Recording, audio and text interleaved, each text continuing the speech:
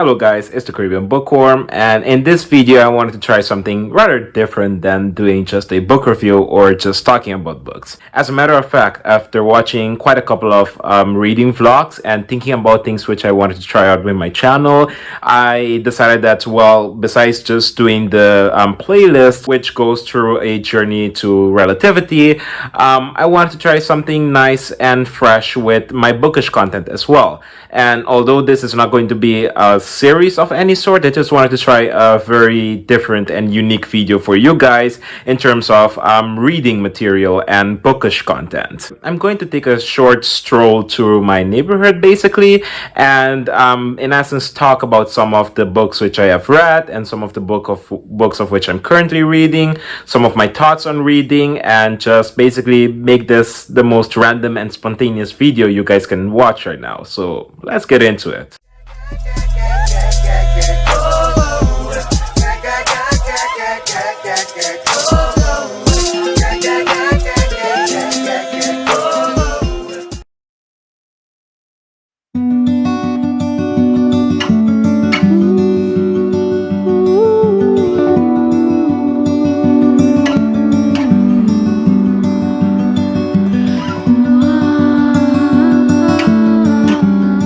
So as we're sitting right now in a very comfortable nature location, I decided to whip out some of the books of which I'm reading at the moment and talk about them, for example.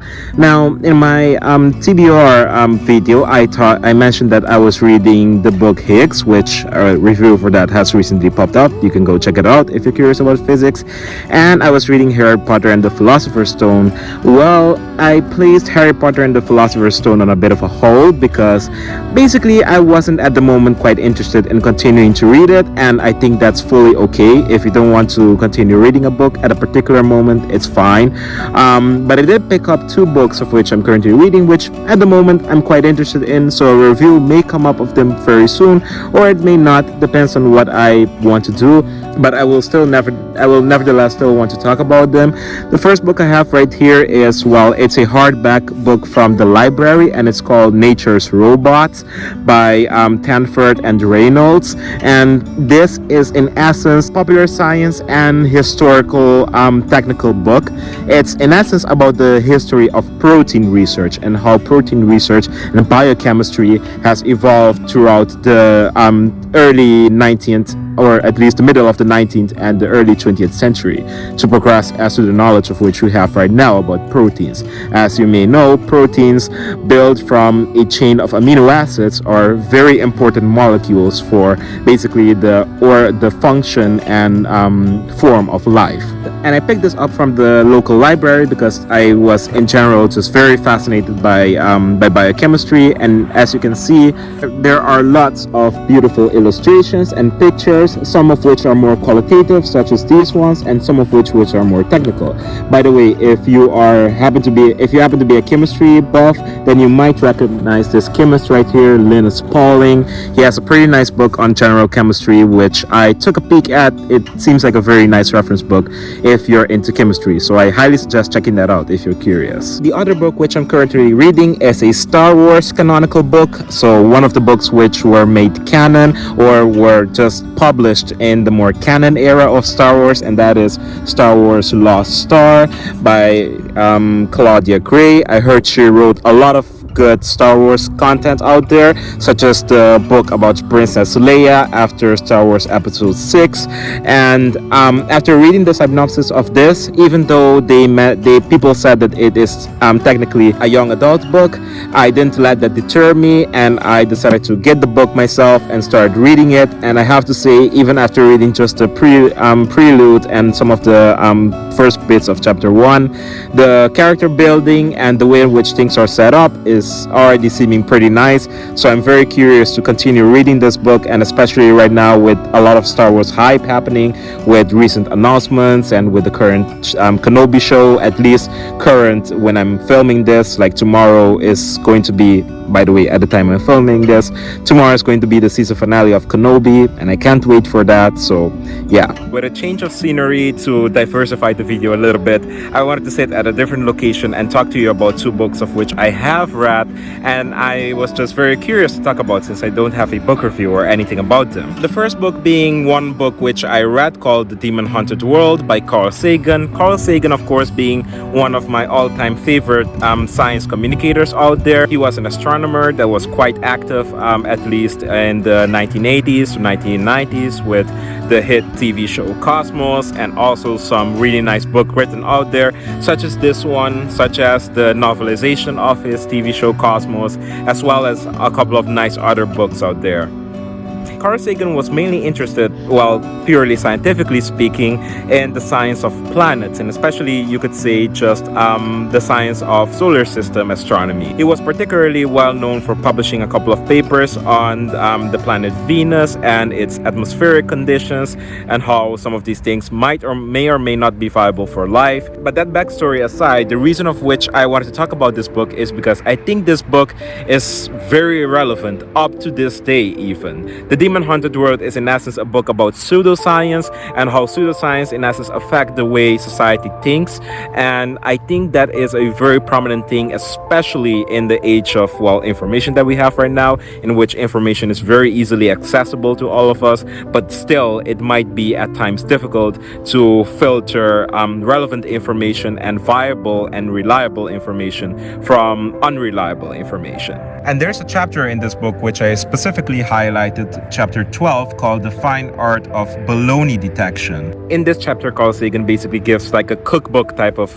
guideline as to how you can probe certain claims and such, and questions and things that are stated in general, in order to see whether or not they are scientifically accurate or not. So he goes about it specifically in terms of things which somewhat challenge some scientific things that are already established. For example, in the book he talks about UFO claims, so people that claim to have seen UFOs. He talks about herbology and quite a lot of these things which are quite known in the pseudoscientific realm. But he does so in a very interesting way, and in most of the chapters there are like case studies of people's experiences and how some of these things were debunked. But chapter 12 specifically made me highlight it, and that's something which I don't usually like to do in my books. I don't usually like to highlight, but the chapter was just so good that I decided this was so important and I needed to highlight it. So now let's go on to the other book. The other book which I wanted to talk about was When the Air Hits Your Brain by Frank Wiertusek. I think I probably butchered that pronunciation, but the book is basically about a neurosurgeon that very unfortunately by the later stages of his life developed Parkinson himself.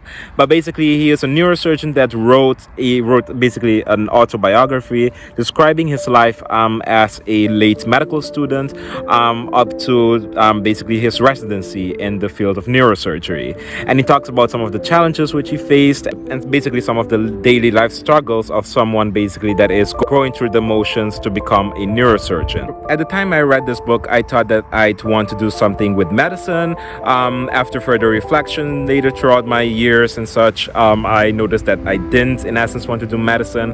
But I still think that books like this, or books like When Bread Becomes Air, and some of the books written by the author Atul Gawande, I still think some of those books are quite relevant for anyone, whether or not you're in the field of medicine, because sometimes it shows you basically what the real life experiences are of these medical and healthcare professionals, and it shows you basically how these things are not really they shouldn't be romanticized as they are quite a bit in popular media. Quite a bit of sacrifices are often made by people pursuing these fields, as well as basically they also encounter things which people who are not working in healthcare will practically not even encounter, and sometimes these involve, for example, hard decisions which needs to be made, and having to basically disappoint people in ways, or basically fail patients in ways which are pretty detrimental. And I think for those reasons alone, to give a little bit of perspective as to the healthcare system,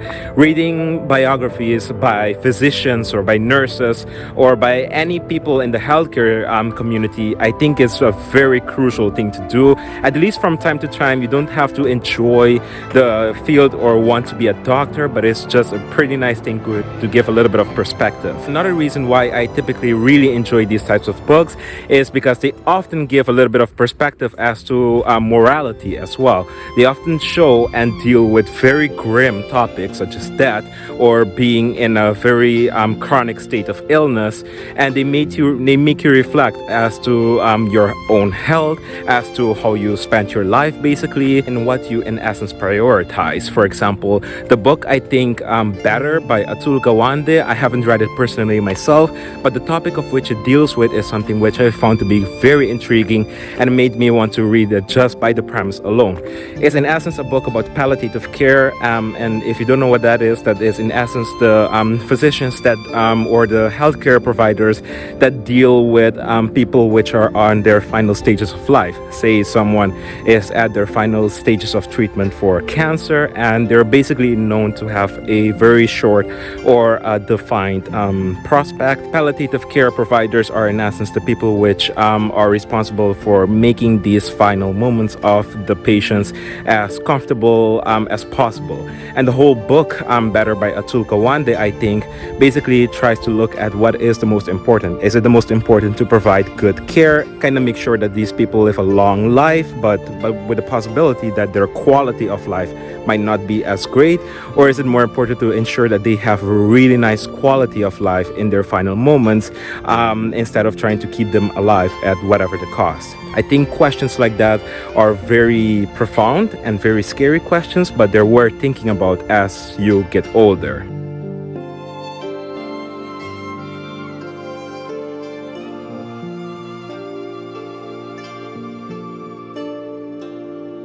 I hope you guys enjoyed that short, quick stroll through the neighborhood and basically that bold bookish discussion. I really love doing that, and perhaps if you're interested in more of these type of bookish vlogs, then do let me know. It would be pretty easy to film. It's just that I'd love to basically change the scenery every once in a while. I'd love to hear your feedback, what you thought, and perhaps what you'd like to see. I know that some people do reading vlogs as well, and it's partially an inspiration for me for doing this.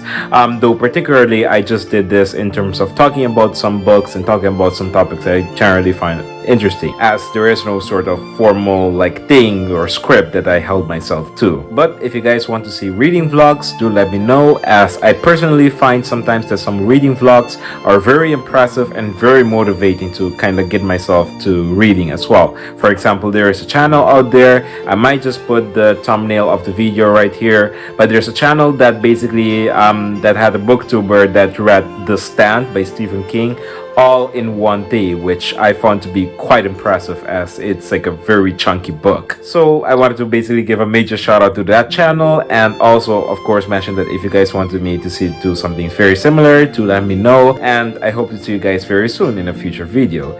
Have a nice day and bye.